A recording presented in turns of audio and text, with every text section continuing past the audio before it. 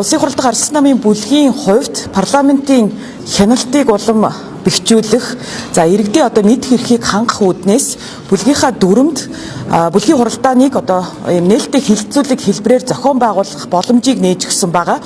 За тэгээд бид анхны нээлттэй хилцүүлгээ энэ Улаанбаатар хотын иргэд төдийг одоо нийт монголчуудын хувьд маш тулгамдсан сэдэв болоод байгаа туулын хурдны зам сэдвийн хүрээнд хийсэн. Зарчил намаас зохион байгуулсан нээлттэй хилэлцүүлэгт буюу одоо манай бүлгийн хуралд нийт 30 орчим иргэний нийгмийн байгууллага судлаачдын төлөөлөл оролцож, за мөн одоо тухайн асуудалтай холбоотой төрийн захиргааны байгууллагуудын төлөөлөл оролцож одоо бас асуултуудад хариулсан хилцүүлэг нийтдээ 6 цагийн туршид үргэлжлүүлж нийт одоо 100 гаруй асуулт бол энэ хилцүүлгийн туршид асуугдлаа. За тэгэхээр туулын хурдны зам гэдэг энэ сэдэв бол иргэдийн дунд бол одоо маш хүчтэй эсэргүүцэлтэй бас тулгараад байгаа. Хатан тулаа хамгаалъя гэдэг хөдөлгөөн одоо удаа дараагийн жагсаал одоо тэмцлийг бас хийж байгаа. За бид бол одоо хилцүүлэгтээ бас тус хөдөлгөөний гишүүдийг бас урьсан байгаа. За харамсалтай нь манай хилцүүлэгт хотын дарга Нямбатар бол өөрөө хүрэлцэн ирээгүй. Харин эсэргээрээ парламентыг үл хүндэтгэж одоо бас өөрөө бие дааж тэр одоо жагсаал цуглаан байгуулсан гэсэн тухай мэдээлэл байгаа.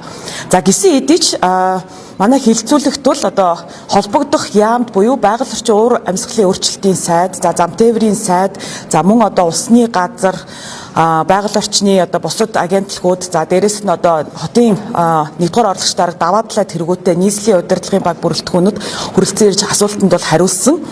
За эдгээр асуулт хилцүүлгийн одоо төвшин тавигдсан сэдвүүдийг зүгээр тоомлож та бүхэнд хүргэх юм бол хамгийн 1-р асуудал бол одоо байгаль экологийн эрсдлийн тухай асуудал байгаа. За байгаль экологийн асуудлын хүрээнд иргэд бол маш ихээр хатан туулын одоо усны нөөц эрсдэлд орох, за энэ төсөл хэрэгжснээрээ усны нөөцөд ямар нөлөөлөл үзүүлэх талаар, за мөн одоо байгаль орчны үнэлгээ, байгаль орчны наривчилсан үнэлгээ үнэн бодиттойгоор хийгдсэн эсэх талаар, за мөн одоо оршин суугаа иргэд болон одоо эрх ашиг нь хөндөгдөж байгаа иргэдийн одоо санал бодлыг сонссон төслийн одоо төлөвлөлтөнд эдгээр санал бодлыг нийцүүлсэн эсэх талаар маш их асуултуудыг асуусан байгаа. Харамсалтай нь энэ байгаль орчны үнэлгээтэй холбоотой асуудал дээр бол нэгдсэн нэг ойлголт авч чадаагүй. За тэр нь юу вэ гэхлээр, за тухайлах юм бол усны газрын удирдлагын хэлсэнчлэн усны газар бол усны нөөцийн нөлөөлөл ямар байх талаар дүгнэлт гаргаж чадаагүй гэдгийг аль бие усаар мэдгдсэн.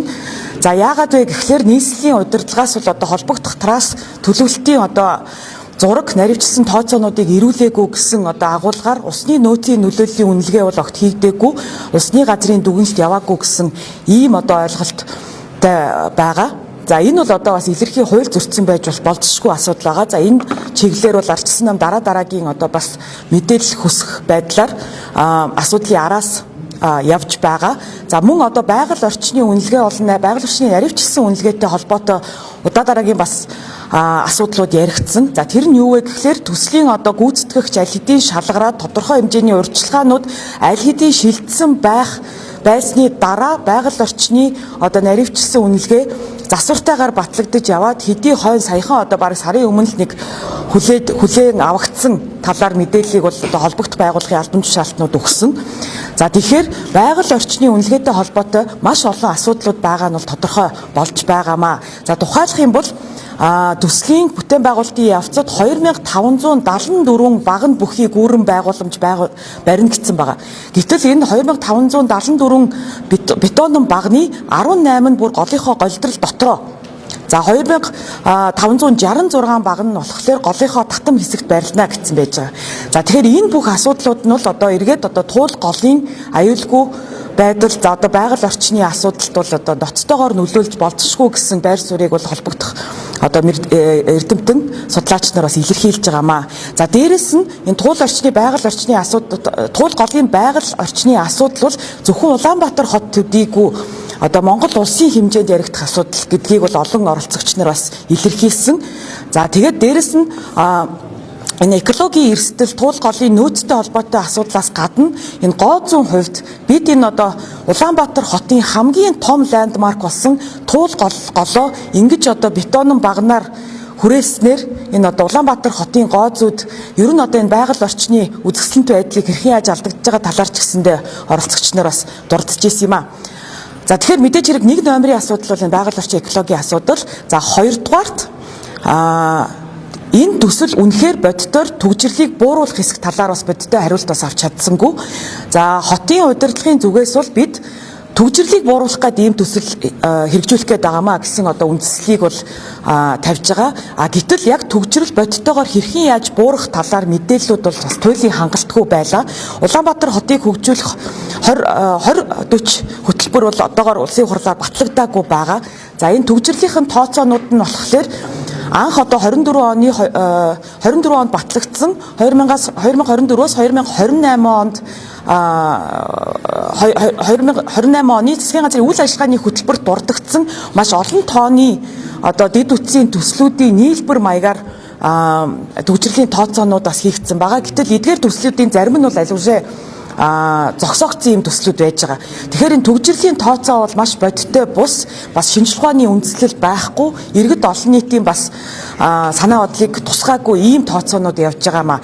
За 3 дугаарт нь бол мэдээж хэрэг санхүү эдийн засгийн асуудал байж байгаа.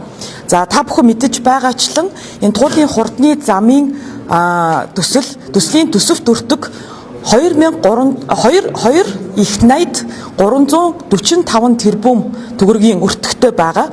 За энэ өртөг нь бол анх 1.9 их найдаар батлагдчихсан бол маш богино хугацаанд бас төсөвт өртөг нэмэгдээд 2.3 их найд болчихсон байж байгаа. Өөрөөр хэлбэл 32 км замын нийт одоо 1 км замын төсөвт өртөг нь бол 70 гаруй тэрбум төгрөг буюу одоо маш өндөр ийм төсөв байгаа. Тэгэхээр энэ их мөнгийг ийм үрлэгэн байдлаар энэ одоо цаг хугацаанд энэ эдийн засгийн нөхцөл байдал зарцуулах нь зөв үгүй юу гэдэг асуудлыг бол хилцүүлэхт оролцогч нар маань бөгөөд одоо манай улсын хурлд гарсан намын бүлгийн гишүүд бол зөв ёсоор тавьж байгаамаа. За өнгөрсөн хугацаанд нийслэл хотын төсөв бол үлэмж хэмжээнд нэмэгдсэн байгаа. За тэгээд энэ нийслэлийн төсөв нэмэгдээд байгаа боловч Улаанбаатар хотын иргэдийн амьдралын чанар сайжрахгүй байгаад бас учир байгаамаа. За тэгээд дэлхийн эдийн засгийн байдал хүндэрч байгаа энэ цаг мөчид 2.3 их найд төгрөгөөр энэ замыг одоо барьж байгуулах нь эдийн засгийн хувьд үр ашигтай эсэх нь маш тодорхойгүй. За дээрэс нь төсөлд шалгарсан компани бол одоо бүгд найрамд хятад улсын компани байгаа. За тэгээд дотоодын аж ахуй нэгжүүдийн оролцоог хэрхэн хангаж байгаа вэ? Нийт хэдэн ажлын байр бий болох вэ гэдэг асуултанд бол нийслэлийн удирдлага бол бүдэрч байгаа. За бид бол одоо хуулийнхаа дагуу 20% төслийн нийт төсөвт өртөгийн 20%-ийг дотоодын аж ахуй нэгжтэй хуваарлаж гэх нөө ийм зүйл ярьж байгаа нь одоо энэ цаг мөчид бол туйлын одоо харлаган ийм байр суурь байгаамаа. Тэгэхээр бол за дээрх 3 одоо учир шалтгааны үндсэн дээр энэ төсөл бол одоо дараагийн мэдээлэл солилцох байдлаар одоо бид бол улсын хурлд гарсан намын бүлгийн эрх даваа гарагийн хурал дээр бий бол энэ хилцүүлгийн үндсэн дүгнэлтүүдийг бол бүлгийнхаа хурал дээр танилцуулна. За бид энэ асуудлыг дахин авч хэлэлцэх болно. Тэгээд цаашдынхаа одоо улс төрийн алхмуудыг бол одоо тодорхойлох болно. Тэгээд нийслэл хотын иргэдтэй бол одоо дахин бас талархал дэвшүүлье. Хотынхоо эдийн засаг, байгаль орчин, хотынхоо одоо энэ сайн сайхан байдлын төлөө итэх санаачлаг гаргаж бас тэмцэж байгаа бас иргэдийнхаа хүчин чармаалтанд бол маш ихээр талархаж байгаагаа энэ удаад бас хэлье. Баярлалаа.